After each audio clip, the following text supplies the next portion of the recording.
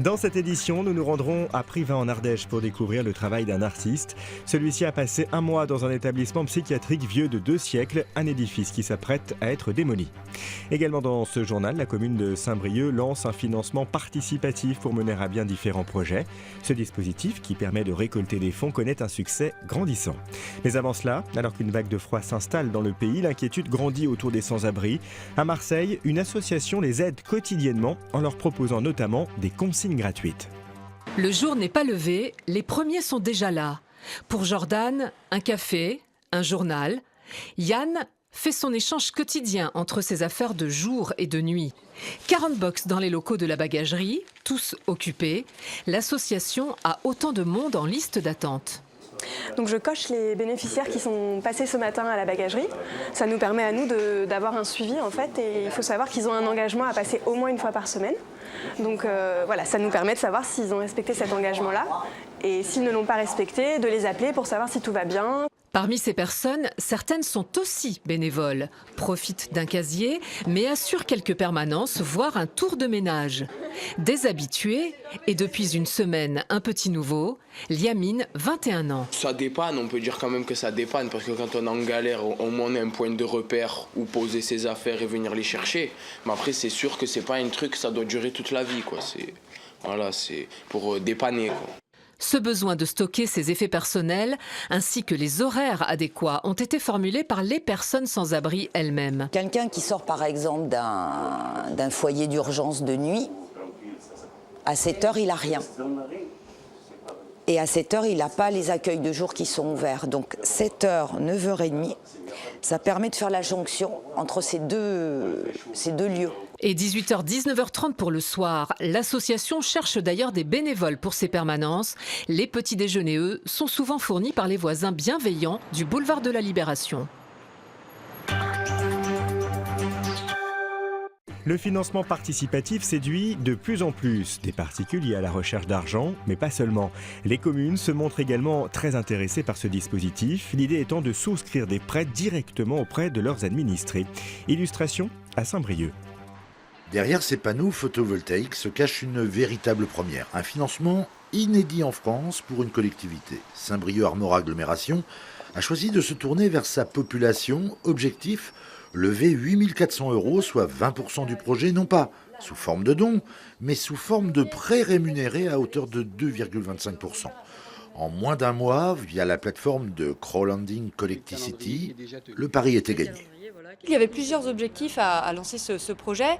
Le premier, c'était de sensibiliser les acteurs briochins et de l'agglomération au développement durable et à l'énergie. Mais le second, effectivement, c'est que les élus avaient vraiment l'intention de mettre ce panneau photovoltaïque, mais ça a permis aussi de voir l'appétence pour ce projet. Au final, ce sont donc 22 prêteurs, parfois venus de loin, qui se sont manifestés pour investir en moyenne un peu moins de 400 €. Le briochin Yves Boutin est l'un d'entre eux, sensible aux efforts à réaliser en matière de transition énergétique. Il a trouvé aussi d'autres vertus à cette initiative. Je trouve que c'est intéressant parce que les élus qui lancent des projets de cette manière, ils ont la réponse tout de suite. Si les gens cotisent, c'est que ça les intéresse. S'ils ne cotisent pas, c'est que le projet n'est pas intéressant. Et ce qui m'intéresse aussi, c'est que c'est la possibilité de contribuer sur des finances qui sont plus difficiles pour les communes. Et donc ça permet de faire une participation, 10, 20, 30% du projet. Saint-Brieuc Armor Agglomération, récemment labellisé territoire à énergie positive pour la croissance verte, se souviendra avoir été la première à oser ce type de partenariat. Une application que l'agglomération n'hésitera pas à renouveler, sans doute dans un avenir proche. Refermons cette édition à Privas en Ardèche. La commune abrite un établissement psychiatrique vieux de 2 siècles. À l'approche de la démolition et de la reconstruction de l'édifice, un artiste a passé un mois en résidence parmi les soignants et les patients. Une exposition livre aujourd'hui son regard. L'hôpital Sainte-Marie, c'est d'abord un édifice imposant en plein cœur de la ville. Un lieu qui intrigue, où l'on pénètre lorsque l'on est en souffrance. Un objet de fantasme, la folie allume l'imaginaire et parfois la peur. L'hôpital Sainte-Marie, c'est aussi un lieu de vie où l'on travaille, où l'on guérit.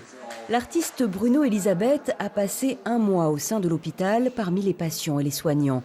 Il a photographié l'architecture si singulière qui témoigne dans ses détails de l'histoire de la psychiatrie, de l'évolution des pratiques. La scénographie et les installations permettent aussi aux visiteurs d'entrer un peu plus dans les lieux. Ils montrent aussi des moments dans leur vie qui peuvent être choquants.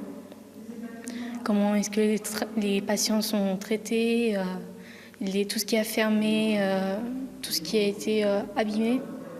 C'est très intéressant. C'est un lieu qui a une histoire quand même assez importante et donc ce sujet-là, il permet d'apporter un nouveau public à la galerie qui n'avait pas forcément la démarche de venir voir de l'art contemporain, mais qui est interpellé du coup par la thématique. Il y avait vraiment beaucoup de patients.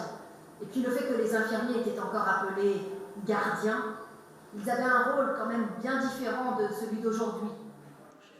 Depuis une vingtaine d'années, l'art a fait son entrée sous différentes formes au sein de l'hôpital Sainte-Marie.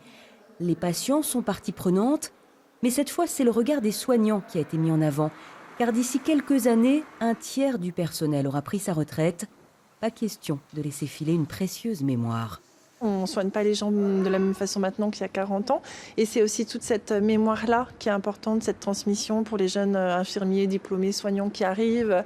C'est l'histoire de Privat aussi, c'est l'histoire... Enfin voilà, il y a vraiment quelque chose de très fort qui se transmet actuellement. En contre-champ de l'exposition, les clichés de Nicolas Lelièvre.